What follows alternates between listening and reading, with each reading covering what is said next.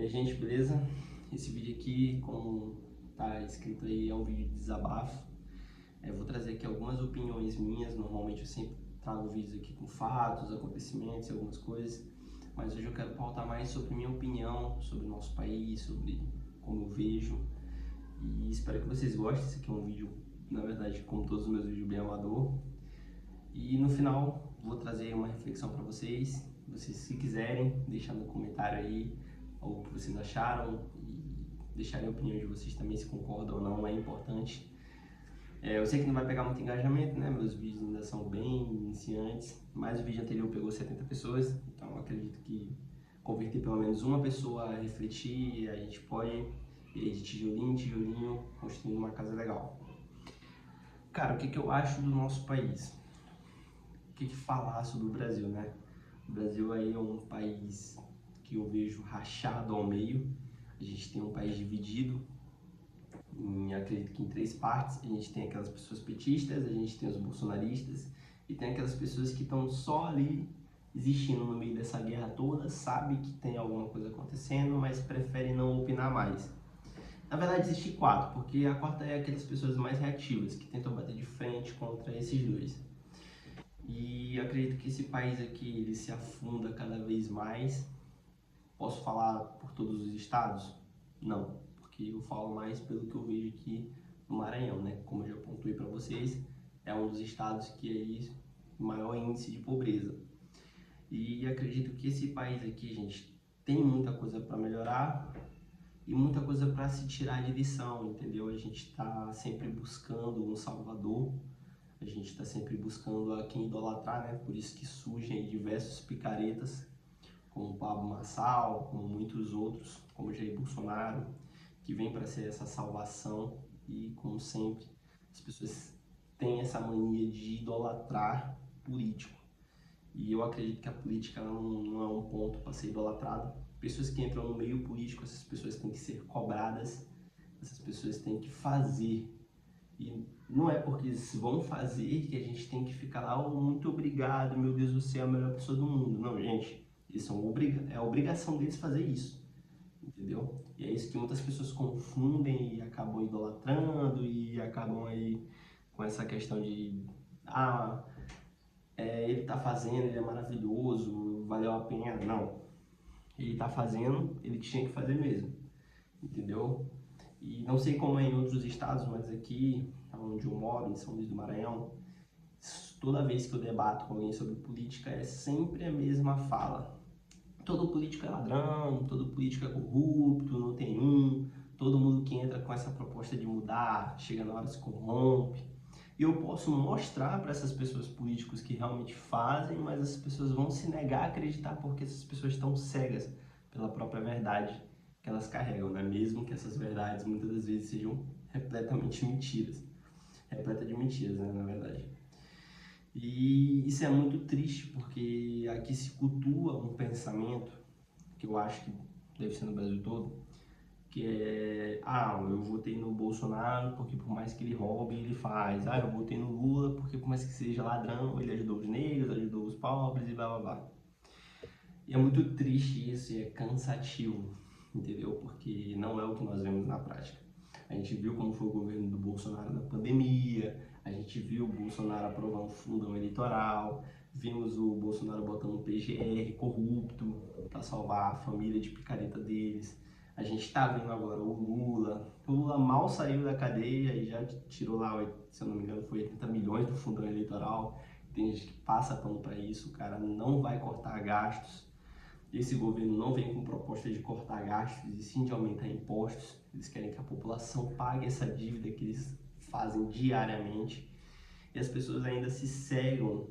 E isso é muito surreal, porque, assim, quando eu era mais jovem, eu tinha lá meus 11, 10 anos de idade, eu lembro que meu pai me dava R$ 2 e eu conseguia comprar um salgado e um refrigerante ou às vezes um suquinho. E, cara, isso ali pra mim era muito maravilhoso, entendeu? Era incrível, que com R$ 2 eu conseguia fazer tanta coisa. E às vezes eu fico nessa reflexão de hoje em dia poxa, R$ 2 não é mais nada, R$ 100 não é mais nada, entendeu? Hoje a gente vê o aumento na gasolina, a gasolina quase batendo R$ 6 aqui em São Luís. A gente vê, por exemplo, barra de sabão, que antes aqui era R$ 2,50, hoje está R$ 7, R$ 6. Falando da última vez que eu vi, gente, porque eu tenho certeza que eu vi, tá muito mais caro. Até onde eu vi, tá bom? Então, é surreal que as pessoas elas enxerguem que as coisas estão piorando, mas elas se negligenciam em entender, em ver a verdade. Elas preferem acreditar que uma hora vai melhorar, mas o governo está fazendo isso, mas isso aconteceu, mas a gente teve o Bolsonaro, mas o Bolsonaro vai voltar e vai salvar tudo. E no final de toda essa história, de toda essa mentira, quem se ferra somos eu e você. Que assim como você também deve trabalhar de salário mínimo, eu também trabalho de salário mínimo, moro de aluguel hoje. E é muito complicado, sabe? Porque a gente meio que fica como espectador de uma tragédia que está prestes a acontecer e sabe-se lá quando vai acontecer. Sinceramente, eu tento acreditar, mas às vezes eu não acredito que a gente vai conseguir em 2026, ter alguém à altura para bater de frente com esses vagabundos, porque eu acredito sim que há possibilidade, por mais que o Bolsonaro esteja aí sendo caçado, possivelmente logo preso, acho que vai ter sim a mesma estratégia. Eu não acredito que o sistema de corrupção que a gente tem aqui vai permitir que alguém surja e venha com essa linha de acabar com a corrupção.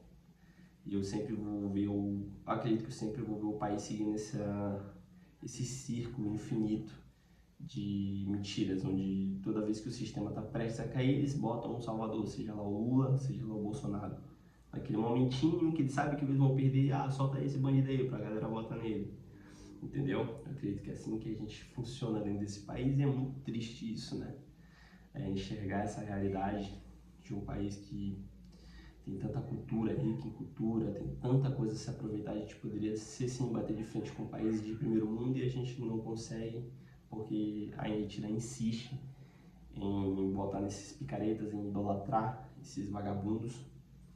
E a reflexão que eu trago para você é essa, cara. Você tem que acordar dessa ilusão, dessa mentira, desse teatro que a gente vive hoje em dia.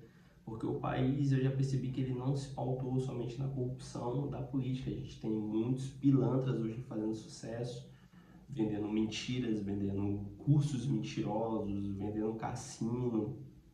E é à vontade, entendeu?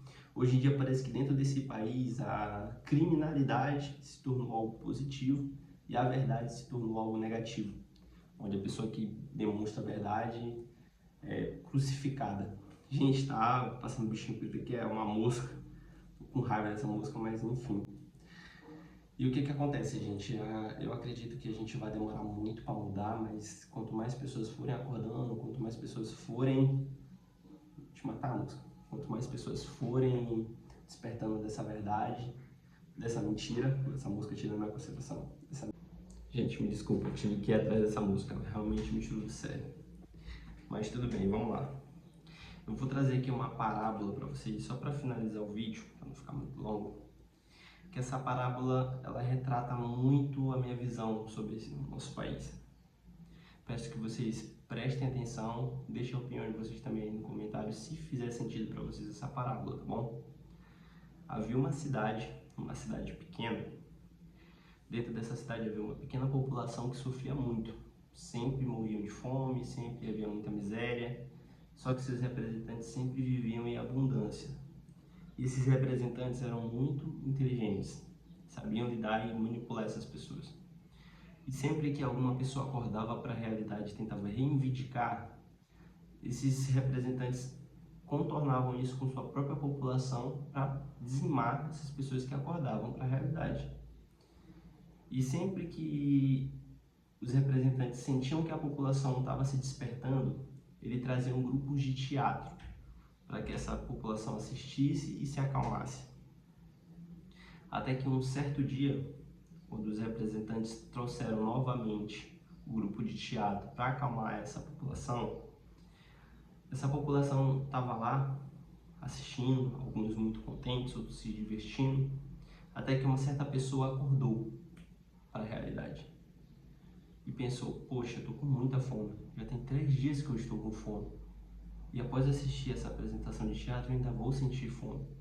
Ele começou a comentar com as pessoas, gente, eu tô com muita fome, sei que vocês também estão com fome. E após essa apresentação de teatro, nós vamos continuar sentindo fome. Até que a população em si se acordou e começou a perceber, realmente, nós estamos com muita fome. E saíram do teatro com muita raiva. Abriram as portas com raiva, correram até seus representantes para cobrar seus direitos e massacrá-los. Só que quando eles entraram, onde os representantes ficavam, o que havia sobrado para eles era miséria, fome e desespero. Foi tarde demais. E essa parábola ela reflete muito o que nós vivemos hoje em dia. Nós estamos anestesiados por muitas notícias, diversos golpes. Enquanto tudo isso acontece dentro desse teatro, algumas pessoas acordam e são massacradas. Outras pessoas continuam desacordadas. Então a gente tem que pensar e acordar antes que seja tarde demais.